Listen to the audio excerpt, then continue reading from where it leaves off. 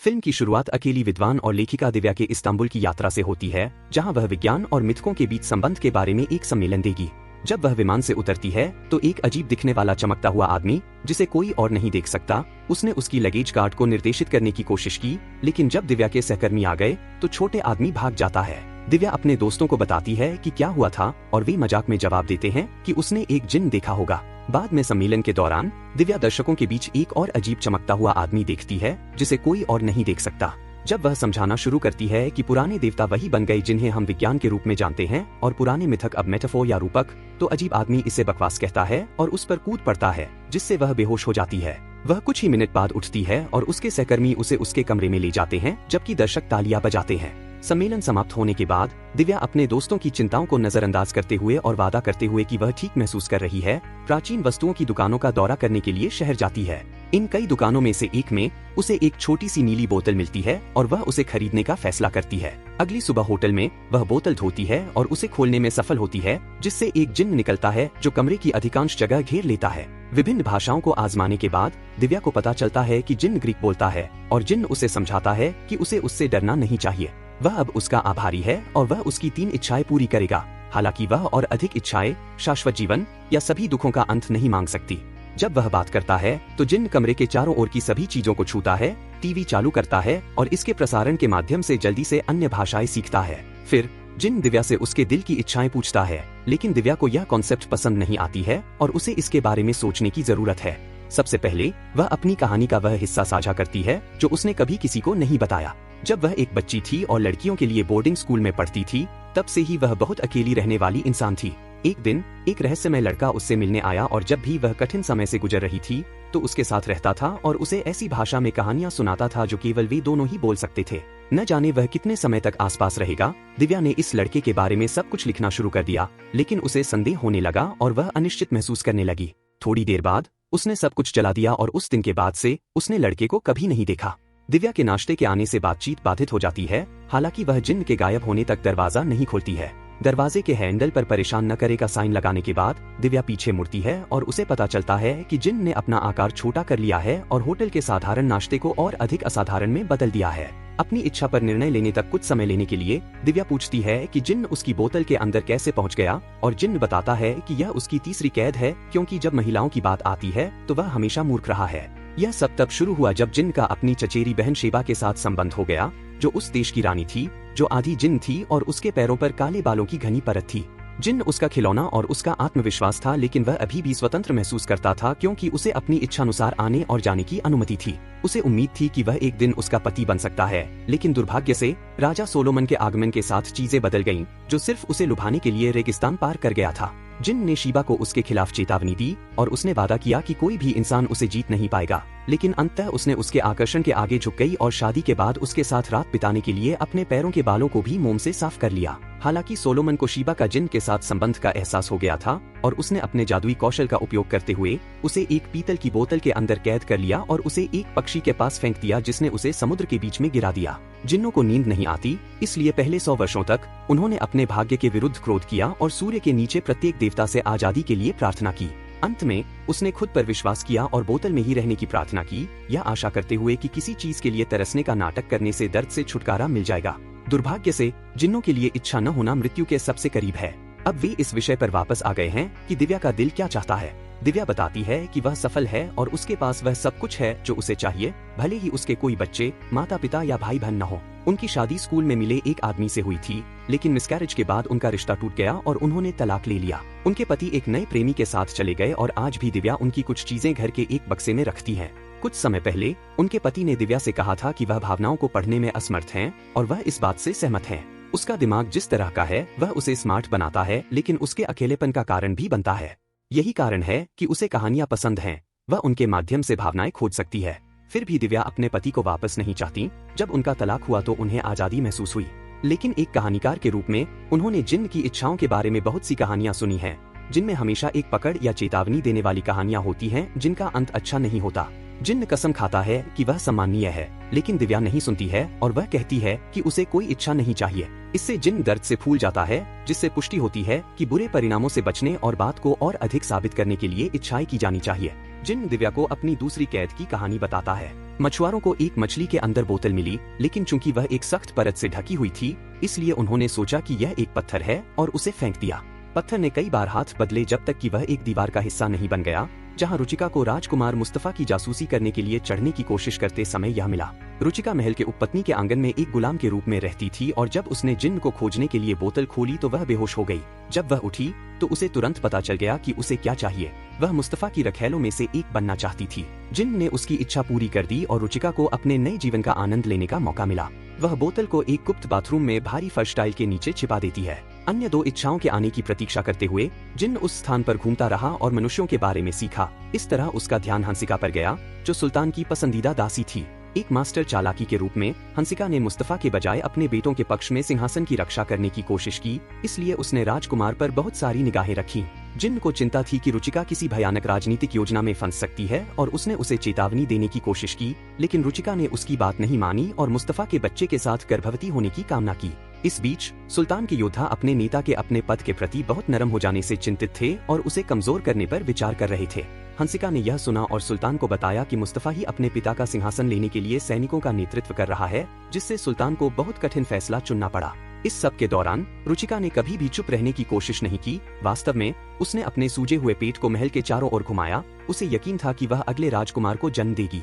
सुल्तान को इसके बारे में पता चला और अंततः उसने मुस्तफा को मारने का फैसला किया। उसने मुस्तफा को अपने तंबू में बुलाया और उसकी वफादारी के बारे में पूछे बिना ही उसे मार डाला। जैसे ही उसे इस बात का पता चला, जिन्न रुचिका से मिलने गया और उसे चेतावनी दी कि वे अगली बार उसके लिए आएंगे और उसने तीसरी इच्छा पूछी, लेकिन उसने उस पर विश्वास नहीं किया और सीधे हत्यारों के हाथों में भाग गई। जिन्न ने उसकी मदद करने की कोशिश की, लेकिन हत्यारों में से एक शैतान इब्लीस का पालन करने वाला था और उसके पास उसे रोकने की शक्ति थी। रुचिका को समुद्र में फेंक दिया गया और जब जिन्न उसे बचाने के लिए कूदा, तब तक बहुत देर हो चुकी थी। अब तीसरी इच्छा पूरी न होने के कारण जिन्न इस दुनिया से बंधा हुआ था और जिन्न की दुनिया में जाने में असमर्थ था जब तक कि उसे कोई दूसरा मालिक नहीं मिल जाता। दिव्या को यह कहानी बहुत दिलचस्प लगती है क्योंकि यह बिल्कुल उसी तरह की सावधान करने वाली कहानी है जिसके बारे में वह बात कर रही है, जहां आपको सिखाया जाता है कि जिन्न की इच्छा करने से बुरे परिणाम होते हैं। जिन्न ने एक बार फिर बताया कि कोई इच्छा न करना उसे बर्बाद करने के बराबर है और अपने तर्क का समर्थन करने के लिए अपनी कहानी जारी रखता है। रुचिका की मृत्यु के बाद जिन्न एक अदृश्य शक्ति के रूप में घूमता रहा, जबकि उसकी बोतल फर्श की टाइल के नीचे छिपी रही। 100 वर्षों तक उन्होंने लोगों का ध्यान आकर्षित करने की कोशिश की, लेकिन कोई फायदा नहीं हुआ। लेकिन एक दिन राजकुमार इंद्रजीत और जगजीत उनकी उपस्थिति को महसूस करने में सक्षम हो गए और गुप्त बाथरूम ढूंढ लिया। वे फर्श की टाइल को लगभग ऊपर धकेलने ही वाले थे, लेकिन उनकी मां शांति, जो कि सुल्तान की विधवा थीं, ने उन्हें रोक दिया। इंद्रजीत के पैरों पर लंबे बाल थे, जिससे पता चलता है कि वह शेबा का वंशज था, इसलिए जिन्न उसका ध्यान फिर से आकर्षित करने के लिए उसके पीछे पीछे घूमता था।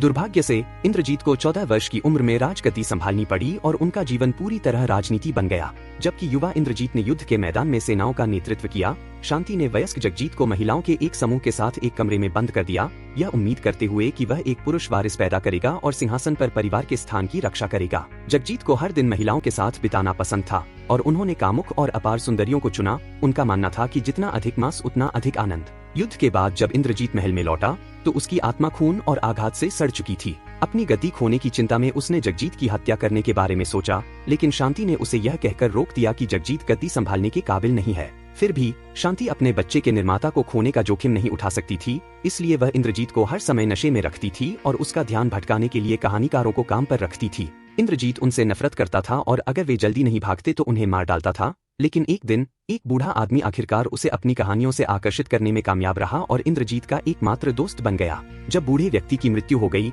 तो इंद्रजीत अत्यधिक नशे में हो गया और उस कमजोर मानसिक स्थिति में जिन्न को आखिरकार उसका ध्यान आ गया। जबकि इंद्रजीत को फिर से परित्यक्त गुप्त बाथरूम मिल गया, दुर्भाग्य से वह दरवाजा खोलने के लिए भी इतना कमजोर था और उसके बाद इंद्रजीत ने तब तक शराब पी जब तक वह फिर कभी नहीं उठा। तब जिन्न को कोई और नहीं समझ सकता था और दिव्या इस बात को अच्छी तरह समझती है कि वह अकेलापन कैसा महसूस होता है, क्योंकि उसने भी इसे महसूस किया है। कहानी पर वापस लौटते हुए जगजीत को सिंहासन पर बैठाने के लिए उनके कमरे से बाहर खींचना पड़ा और उन्होंने अपने पसंदीदा रखेल मोती को दमिश्क का गवर्नर नियुक्त किया। इसके कारण मोती घूमने के लिए स्वतंत्र थी और अंततः उसे गुप्त बाथरूम मिल गया। जब वह गलती से टाइल पर गिरी तो उसका आकार टूट गया, जिससे उसे बोतल ढूंढने में मदद मिली। जब जिन्न उसके सामने आया तो मोती को उस पर भरोसा नहीं हुआ, क्योंकि वह बार बार मन्नत मांगता रहता था और उससे बदबूदार थी। यह सोचकर कि वह एक चालबाज हो सकता है, मोती ने चाहा कि जिन्न अपनी बोतल में वापस समुद्र के तल पर चला जाए। दिव्या की नजर में यह कहानी एक बार फिर साबित करती है कि कामना करना एक बुरा विचार है। वह सोचती है कि वह जिन्न को किसी अन्य व्यक्ति को दे सकती है जिसके इच्छा करने की अधिक संभावना है, लेकिन जिन्न बोतल में वापस आने से इनकार कर देता है। इसके बाद दिव्या जल्दी से 3 इच्छाएं करती है, लेकिन वे मूर्खतापूर्ण बातें हैं, जैसे उसकी चाय की एक चुस्की की इच्छा। इसलिए वे काम नहीं करते, क्योंकि इच्छाएं दिल से आनी चाहिए। एक बहस शुरू हो जाती है जहां जिन्न दिव्या को कायर कहता है और बदले में दिव्या सोचने लगती है कि क्या उसे काश कि वे कभी न मिले। इससे जिन्न चिल्लाने लगता है और उससे रुकने की भीख मांगता है, क्योंकि उसकी बोतल टूट जाती है और इससे इलेक्ट्रॉनिक्स मशीन कुछ सेकंड के लिए खराब हो जाती है। दिव्या का अनुमान है कि ऐसा पहले भी हो चुका है और जिन्न तीसरी और अंतिम कहानी बताने के लिए आगे बढ़ता है। शालिनी एक अनाथ थी। उसकी शादी 12 साल की उम्र में अपने से काफी बड़े एक अमीर व्यापारी से हुई थी। इस व्यापारी की 2 बड़ी पत्नियां थीं, जो शालिनी को नापसंद करती थीं और उसे लगता था कि नौकरों सहित घर में हर कोई हमेशा उसका मजाक उड़ाता था। यह बोतल उसे उसके पति से उपहार के रूप में मिली, जिसे वह एक मछली के अंदर मिली। धन्यवाद के रूप में उसे संतुष्ट करने के बाद शालिनी बोतल खोलने में सफल रही। जिन्न ने तुरंत देखा कि वह कितनी प्रतिभाशाली थी और उसने उसके साथ अपनी कहानी साझा की, जिससे शालिनी को बदले में वह सभी चीजें साझा करने के लिए प्रेरित किया जो उसने अपने खाली समय में बनाई थी। दुर्भाग्य से किसी ने भी उसे गंभीरता से नहीं लिया, क्योंकि वह एक महिला थी और उस फैसले ने उसे अप्रयुक्त शक्ति वाली एक चुड़ैल की तरह महसूस कराया। उसकी पहली इच्छा थी कि वह जितना संभव हो सके ज्ञान प्राप्त करें, और जिन्न ने इसे बड़े से बड़े स्टैक्स में किताबें देकर पूरा किया। इन किताबों को अपने पति से छुपाने के लिए उन्होंने इन्हें जादुई बोतलों में डाल दिया। जिन्न ने अपना सारा समय उसके साथ बिताया, उसे सभी प्रकार के विज्ञान और भाषाएं सिखाईं और अंततः उन्हें प्यार हो गया। वह जितनी अधिक निखरती गई, शालिनी उतनी ही कम शर्मीली होती गई और अपने पति के खिलाफ जाने लगी। दुर्भाग्य से उसके लिए उसकी लालसा एक जुनून थी, इसलिए जब शालिनी को खुद को अपने पति को सौंपना पड़ता था तो जिन्न कमरे से बाहर निकल जाता था और नई कहानियां इकट्ठा करने के लिए आसमान में घूमता था। जब वह वापस आकर शालिनी को बताता था। उसकी दूसरी इच्छा तब हुई जब वह एक प्राचीन गणितीय प्रश्न को पूरा करने में असमर्थ थी। इस प्रकार उसने दुनिया को जिन्नों की तरह समझने के लिए कहा।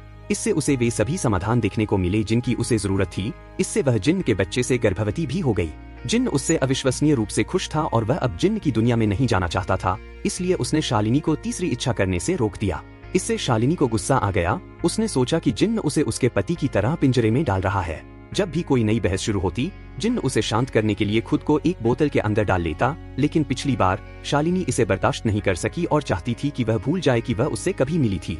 जादू ने उसे एक पल में सब कुछ भूल जाने दिया और जिन्न एक बार फिर बोतल के अंदर फंस गया। इस आखिरी कहानी को सुनने के बाद दिव्या को आखिरकार पता चल गया कि क्या मांगना है। वह सोचती है कि वह जिन्न से प्यार करने के लिए यहाँ है और वह चाहती है कि बदले में वह उससे प्यार करे। इस तरह उनका एकांत एक साथ हो सकता है। जिन्न स्वीकार कर लेता है और वे एक साथ एक प्यारी रात बिताते हैं। अगले दिन दिव्या को लंदन में अपने घर वापस जाना है और जिन्न को एक नई बोतल देनी है ताकि वह उसके साथ यात्रा कर सके। हवाई अड्डे पर वह बोतल को अपनी जेब में रखने की कोशिश करती है, लेकिन स्कैनर इसका पता लगा लेता है और सुरक्षा अधिकारी उसे ट्रे पर रख देता है। दिव्या यह सोचकर लगभग टूट गई थी कि स्कैनर या कन्वेयर बेल्ट कांच तोड़ देगा, लेकिन शुक्र है कि बोतल निरीक्षण में बच गई। एक बार जब वे पहुंच जाते हैं तो जिन्न को बड़े शहर की आदत डालनी पड़ती है, क्योंकि हवा में सभी निरंतर शोर और बिजली की तरंगे उसकी इंद्रियों पर हावी हो जाती हैं। वे दोनों एक शांतिपूर्ण संतुष्ट जीवन की शुरुआत करते हैं और जब भी दिव्या को काम करना होता है, जिन्न उन्नत सर्जरी तकनीकों और कोलाइडर जैसे मानवता के नवीनतम आविष्कारों को देखने के लिए चुपचाप घूमने का मौका लेता है। एक दोपहर दिव्या काम से घर आती है और जिन्न को तहखाने में सोता हुआ पाती है, जो उसे नहीं करना चाहिए था। शहर के उस पर पड़ने वाले प्रभाव के कारण उसका शरीर धीरे धीरे राख हो रहा है। इस प्रकार दिव्या उसे फिर से बोलने के लिए अपनी दूसरी इच्छा का उपयोग करती है। फिर उन दोनों के बीच एक महत्वपूर्ण बातचीत होती है, जहां दिव्या को एहसास होता है कि उसे उन दोनों के बीच जबरदस्ती प्यार नहीं करना चाहिए था, इसलिए वह अंततः जिन्न को मुक्त करने का फैसला करती है। बोतल टूट जाती है और दिव्या के सो जाने के बाद जिन्न अपनी मूल दुनिया में वापस चला जाता है। अगली सुबह वह जिन्न द्वारा उपयोग की गई कुछ चीजों को एक बक्से के अंदर रखती है और अपने पति के बक्से के बगल में रख देती है। 3 साल बाद दिव्या ने जिन्न की सभी कहानियों के साथ एक किताब लिखना और चित्रित करना समाप्त कर दिया है। अचानक जिन्न को अपने सामने आते देख वह आश्चर्यचकित हो गई। अब जब वह फिर से स्वस्थ हो गया है तो वह समय समय पर उससे मिलने आ सकता है और अधिक प्राकृतिक तरीके से उसके अकेलेपन को दूर करने में उसकी मदद कर सकता है।